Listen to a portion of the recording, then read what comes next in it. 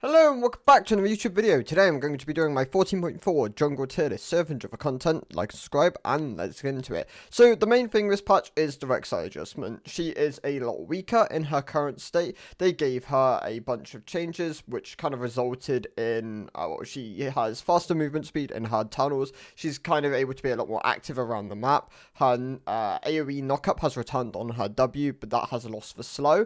On top of this, her damage has kind of been shifted towards being a bit of AD and a bit of magic. She lost the true damage on her E, her passive is a lot more effective, and she lost a bit of health regen for this. So, where does this leave her? Well, she's now in the C tier. The changes were really negative. There are lots of bugs with this champion at the moment. On top of this, her power level is just weak. Her builds are not performing very well. Even like some of her more niche options just aren't really getting the results you want. Her highest win rate is for Youmuu's, but that has a small sample size. I imagine if that was to increase, then that would also start tanking in win rate. Overall, the champion's in a lot weaker of a spot. Like I said with top lane, I'd recommend just avoiding it for the moment, waiting for it to feel a bit nicer next patch when it has a bunch of its bugs fixed, and then, yeah, give it a go. But for the moment, Reksai going to move in the C tier. If anything for the build, I'd recommend something like a Stride Breaker into a Sundered Sky or a Cleaver. You could also pick up an Eclipse in amongst that. Eclipse is a very good item for her, but yeah, overall, not performing very well in the C tier. Volibear. So Volibear makes the jump into A tier. Volibear is a great jungler now. He is not quite finding the same results of the top lane. He struggles a bit more there. The Unending Despair spirits into Fimbulwinter.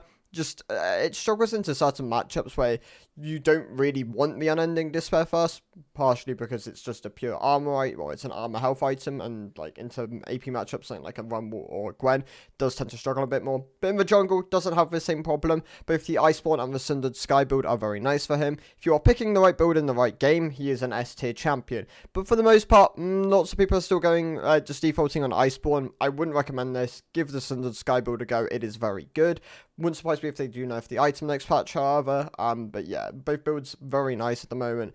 You can also slot in a Titanic Hydra if you are snowballing alongside that Sundered Sky. Something like a Asterix works quite nicely. You can also pick up like a Spirit, works really well with his kit, healing and the shielding. Both has value there. But yeah, definitely doing a lot better in the jungle now. The movement speed was really valuable. Being able to use your ult more often enables him more within solo queue. Looking for those tower dives or his engages means his gap closes up a bit more often. Overall, just a great set of changes. Makes Volibear a great jungler. Good A tier pick. Close to S tier, especially if you're building correctly. Yeah. Moving on, so Zyra, I'm going to add to the jungle tier list. She got nerfed this patch for support. But when she got buffed for jungle, her ability to clear is insane. It's one of the fastest clears in the game. I'd recommend having a look at Shapeshift. They've already done a couple of Zyra clears on their Twitter. And yeah, it's something like a 2-minute 46, I believe you can get it down to with like one smite. Yeah, her clear is insane. She does struggle compared to like Brand and sort of the other AP dot mages, like Lilia for example. She doesn't quite have the same mobility, and in Brand's case he has the value in being a bit more fightery in his playstyle. Zyra relies a lot more on control, has better objective taking, but yeah, relies a bit more heavily on teammates compared to Brand, who can solo carry in certain situations. But yeah, Zyra, solid B tier pick, very fast clear, strong itemization, still a decent champion. Maokai going to move down to a B tier, so he got flat out nerfed this patch. He lost 4 armor, he lost 5 damage on the Q, which is a big nerf towards jungle, where you're spamming this ability on CD. And he lost some ult root duration, which is also pretty important for jungle Maokai. He's now one of the weaker performance tanks for how simplistic he is to play. He's no longer doing that great in the jungle. I'd recommend hopping off him at this point. He might get buffed back up for jungle. If he does, then continue playing him. But yeah, for the most part, try out Volibear. Volibear's a great tank. Zac is also very good at the moment. And things like Poppy, still very decent. And then Rammus is like a situational counter pick. Nidalee is going to move into the S plus tier. So Nidalee, I talked about it last video where Nidalee was incredibly strong in Elite.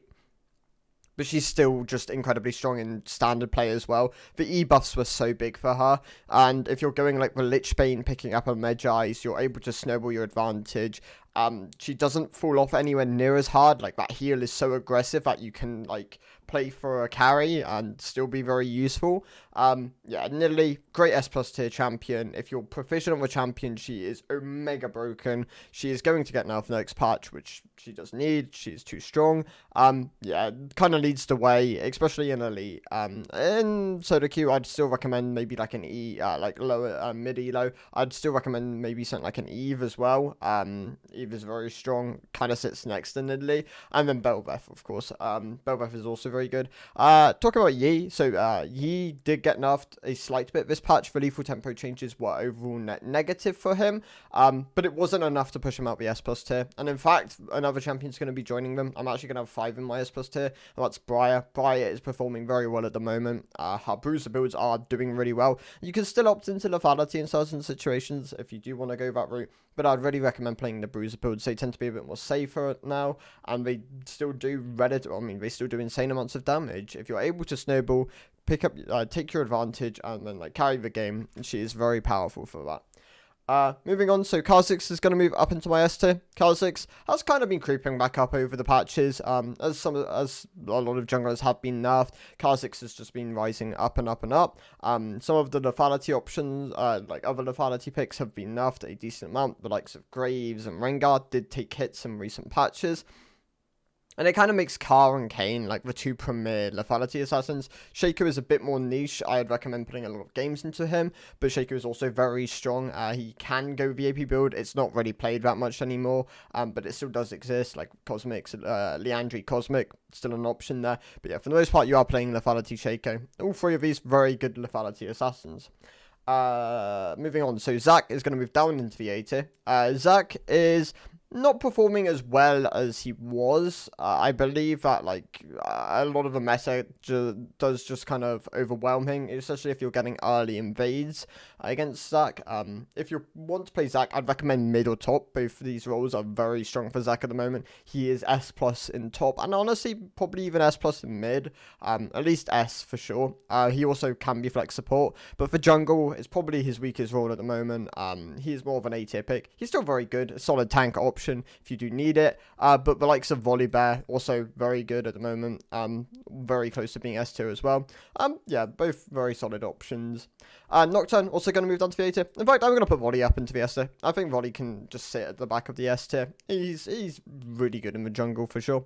But yeah, Nocturne.